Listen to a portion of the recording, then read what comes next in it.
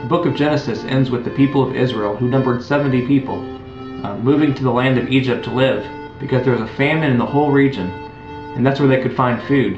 And now the book of Exodus begins in that same place, only now the people of Israel have multiplied from 70 people to hundreds of thousands, if not millions of people. There were now so many Israelites living in that land that the Egyptians were afraid that the Israelites would overthrow them and take their land. So the Egyptians ended up enslaving the Israelites in order to keep them from gaining too much power in the land. I find it interesting that when the Egyptians did this, they were the ones in power, they were the ones enslaving the Israelites, yet they were the ones who were afraid of the Israelites and not the other way around. Even though the Israelites were in bondage, they didn't fear their oppressors. This situation actually caused them to pray and to trust God that He would protect them. You know, God often lets us go through difficult times, but the purpose of these difficult times isn't that we would be fearful of the future, fearful of the people around us, but so that we might learn to trust God more and to lean upon Him. Israel's slavery in Egypt also reminds us of our bondage to sin. Each of us must look not to ourselves for salvation,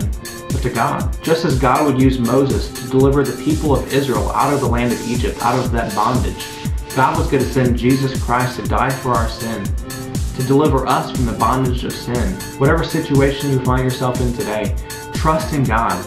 And it doesn't mean your situation will magically go away, but Jesus Christ will be there with you, and He will free you from your sin.